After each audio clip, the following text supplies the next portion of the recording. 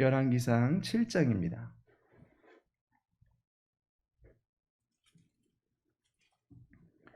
열왕기상 7장 13절에서 22절까지의 말씀입니다.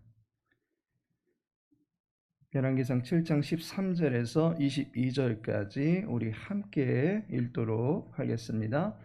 솔로몬 왕이 사람을 보내어 히람을 두로에서 데려오니 그는 납달리 지파 과부의 아들이요 그의 아버지는 두로 사람이니 노세 대장장이라. 이 히람은 모든 논일에 지혜와 총명과 재능을 구비한 자이더니 솔로몬 왕에게 와서 그 모든 공사를 하니라. 그가 높기둥 둘을 만들었으니 그 높이는 각각 18규빗이라.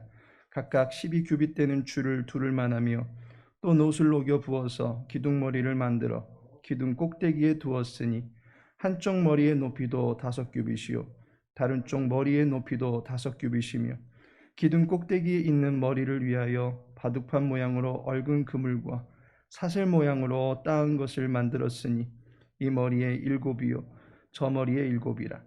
기둥을 이렇게 만들었고 또 2줄 석류를 한 그물 위에 둘러 만들어서 기둥 꼭대기에 있는 머리에 두르게 하였고 다른 기둥 머리에도 그렇게 하였으며 주랑 기둥 꼭대기에 있는 머리의 4규빗은 백합화 모양으로 만들었으며 이 2 기둥 머리에 있는 그물곁 곧 그 머리에 공같이 둥근 곳으로 돌아가며 각기 석류 200개가 줄을 지었더라.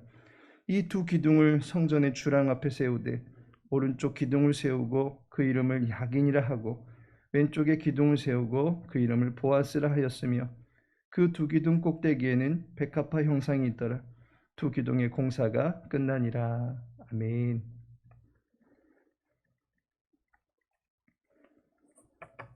오늘 본문의 말씀을 통해서 야긴이라 보아스라, 야긴이라 보아스라라는 제목으로 함께 은혜 나누고자 합니다.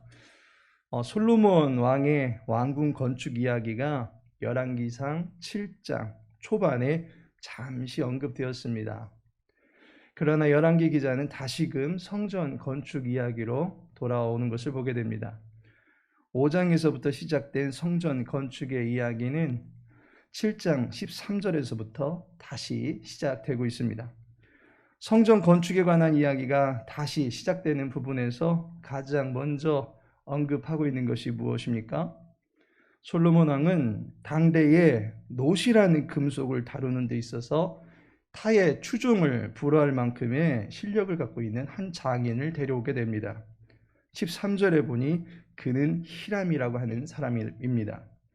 이 사람은 앞선 5장에서 두로의 왕이었던 히람과는 다른 사람입니다. 그는 14절에 보니 그는 납달리 지파 과부의 아들이요 그의 아버지는 두로 사람이니 노세 대장장이라 라고 소개하고 있습니다. 그는 이스라엘 어머니를 두고 있던 기술공이었습니다. 솔로몬은 그에게 성전의 제의식에서 사용되는 모든 녹기구들을 제작하도록 의뢰하였습니다. 그 가운데 가장 먼저 만든 것이 15절에 보니까 그가 녹기둥 둘을 만들었으니 그 높이는 각각 18규빗이라 라고 말하고 있습니다. 녹 기능공인 히람은 녹기둥을 가장 먼저 만들게 됩니다. 이 기둥은 8.5m에서 9m 정도 되는 높이이고 장정 4명에서 5명이 서로 손을 붙잡고 안을 수 있을 정도의 둘레를 갖고 있는 두꺼운 기둥인 것을 보게 됩니다. 이런 기둥을 2개를 제작해서 세우게 됩니다. 그런데 이 기둥들은 일반적인 기둥들과는 좀 다른 독특함을 지니고 있는 것을 보게 됩니다. 그 첫 번째가 이 기둥의 기능이 독특합니다. 일반적으로 기둥의 용도라고 한다면 지붕 또는 상층물을 떠받쳐주는 구조물로 이해할 것입니다. 초석을 딛고서 곧게 세워진 기둥은 건축물의 균형과 안전성을 유지해주는 지지물로 사용되곤 합니다. 사사기에 나오는 삼손의 이야기에서도 볼 수 있듯이 삼손이 블레셋인들과 함께 죽게 될 때에 다곤 신전에 기둥을 무너뜨릴 때 그 집이 무너지게 된 것을 보게 됩니다. 기둥이 제대로 서지 못하면 건축물이 와르르 무너지게 되는 것입니다. 기둥은 건축물이 안전하게 서 있을 수 있도록 지지대 역할을 해주는 것입니다. 그런데 성전 앞에 세워진 이 기둥은 상층을 마치 공같이 둥근 모양으로 마감을 해버렸습니다. 19절과 20절에서 그 모양이 소개됩니다. 주랑 기둥 꼭대기에 있는 머리의 네 규빗은 백합화 모양으로 만들었으며 이 두 기둥 머리에 있는 그물곁 곧 그 머리에 공같이 둥근 곳으로 돌아가며 각기 성류 200개가 줄을 지었더라 라고 말하고 있습니다. 다시 말하면 이 두 기둥은 상층부에 무엇을 받치게 하려고 만든 것이 아니다라고 하는 것을 알게 됩니다. 그저 백합화 모양의 둥근 모양의 마개가 덮여져 있는 것을 보게 됩니다.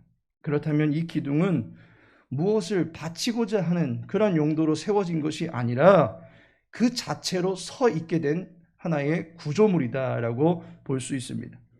그렇다면 이러한 기둥을 실력이 뛰어난 장인을 모셔다가 만들게 한 이유가 무엇이겠습니까? 기둥으로서의 역할도 제대로 하지 못하는 기둥을 만들게 한 이유가 무엇이겠습니까? 그 답을 알기 위해서 이 기둥이 가지고 있는 두 번째 독특함을 알아야 될 것입니다. 두 번째 독특함이 무엇입니까? 기둥에 이름이 정해져 있다라는 사실입니다. 이 두 기둥이 갖는 또 다른 독특함은 기둥마다 이름이 있습니다. 21절에 보니까 이 두 기둥을 성전의 주랑 앞에 세우되 오른쪽 기둥을 세우고 그 이름을 야긴이라 하고 왼쪽의 기둥을 세우고 그 이름을 보아스라 하였으며 라고 말씀하고 있습니다. 한 기둥은 야긴이라고 불리우고 다른 한 기둥은 보아스다라고 불리워진다는 것입니다. 기둥에 이름이 있다라고 하는 것은 그 기둥의 존재 의미가 부여된 것입니다. 사람에게도 이름이 지어지고 그 이름을 지어준 이의 인생 철학이 그의 삶 가운데 묻어나게 되는 것입니다. 마찬가지로 성전 문 앞에 우뚝 솟은 기둥은 그 자체로도 독특한 시선을 끌게 되겠지만 그 기둥의 이름을 알게 될 때에 어떤 의미를 우리가 계속 볼 때마다 되새길 수 있게 하는 기능을 우리들에게 갖고 있다라고 볼 수 있습니다. 성전 문에 들어가고 나가고 할 때마다 또한 성전의 입구로 들어가는 제사장을 볼 때마다 양옆에 세워져 있는 두 기둥은 모든 이들로 하여금 어떤 의미를 인식할 수 있게 해준다라고 하는 것입니다. 야긴은 그가 세울 것이다 라는 의미입니다. 그리고 보아스는 그분에게 힘이 있다라고 하는 의미입니다. 그렇다면 이것이 성전 문 앞에 세워져 있다는 것은 무엇을 의미하겠습니까? 성전을 출입하는 이들이 이 의미들을 되새길 수 있게 하는 것입니다. 죄로 인하여 무너져 내리고 주눅 들어버린 어떠한 인생일지라도 하나님에 의해서는 반드시 새로운 인생으로 세워지게 될 것을 알려주고 있는 것입니다. 죄의 힘이 아무리 막강하고 그리해서 모든 인생을 죄가 죽음의 골짜기로 끌고 간다 할지라도 우리를 죄와 사망의 늪에서 건져내실 수 있는 힘이 오직 여호와께 있다라고 하는 사실을 인식시켜 주고 있는 것입니다. 이것이 비단 한 개인의 인생의 세워짐과 그 인생에게만 베풀어지는 힘의 수준으로만 이해해서는 안 될 것입니다. 민족과 나라의 모든 기틀은 여호와 하나님께서 세우시는 것입니다. 여호와 하나님께서 모든 능력과 권세를 갖고 계시기 때문에 그분에게로 피하는 모든 나라들마다 모든 민족들마다 도움을 잊게 될 것임을 성전 앞에 두 기둥이 상징적으로 보여주고 있는 것입니다. 이와 같이 성전 앞에 두 기둥은 그 기능 면에서 또한 이름이 주는 상징적인 면에서 매우 독특한 구조물이다라고 이해해 볼 수가 있을 것입니다. 하나님께서 사랑하시는 성도 여러분, 성전은 광야, 성막을 중심으로 하던 특별한 장소에서 이제 건축 구조물로 세워짐으로 인해 가지고 이스라엘 백성들에게 광야에서 세워졌던 성막과 동일한 그런 의미를 계속적으로 던져주고 있는 거룩한 처소입니다. 광야에서 이스라엘 백성은 여호와께서 펼쳐주시는 불기둥과 구름기둥에 의해서 보호를 받았고 또한 가야 할 길을 인도받았습니다.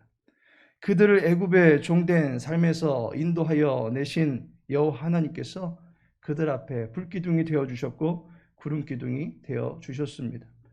바로의 군대가 그들을 죽이려고 추격해 올 때도 이스라엘과 애굽의 군대 사이를 갈라놓았던 것이 구름기둥이었다라고 하는 것을 출애굽기 14장 20절에서 말씀해 주고 있습니다.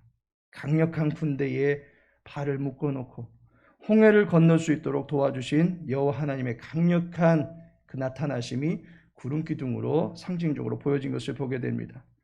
이제 성전 앞에 있는 두 기둥은 이스라엘 백성으로 하여금 그들 민족을 한 나라로 불러주신 여호와를 기억하게 하는 상징물이고, 그들을 광야 생활 중에 보호해 주시고 안내해 주신 여호와의 힘을, 여호와의 능력을 깨닫게 해주는 상징물인 것입니다. 성전을 들어가고 나갈 때마다 여호와가 늘 기억되고 인식되게 하기 위하여 만들어 놓은 것입니다. 이것이 온 그리스도인의 삶에도 동일하게 나타나야만 할 것입니다. 우리의 모든 범사 속에서 하나님이 상수가 되고 변수가 되지 않는다라고 하는 사실을 믿어야만 할 것입니다. 하나님께서는 우리와 늘 함께 하시는 분이십니다. 그런 말미암아 우리의 인생을 견고하게 세우시고 우리의 영혼을 새롭게 하실 수 있는 힘이 여호와 하나님께 있는 것입니다. 이 사실을 우리들에게 알려주시고자 커다란 기둥을 상징적으로 세워주신 것입니다. 오늘 한날도 우리의 삶을 세우시고 어떠한 권세자들도 천사들과 사망도 우리를 그리스도의 사랑에서 끊어내지 못하도록 강한 능력으로 함께 하시는 여호와 하나님만을 기억하며 든든하게 담대하게 살아가실 수 있는 주님의 백성들 되시기를 예수님의 이름으로 축복합니다. 다 같이 기도합니다. 우리의 능력이 되신 주님, 주님께 피함이 우리의 안정이요 우리의 평안이 되는 줄로 믿습니다. 우리의 삶을 지으시고 올바르게 세워가시는 분은 주님이신 줄로 믿습니다. 주의 교회 모든 공동체의 삶에 야긴과 보아스와 같은 축복이 넘쳐날 수 있도록 도와주옵소서. 주신 말씀 따라서 순종하며 살고자 하는 모든 성도들을 여호와께서 거룩하게 세워주시옵소서.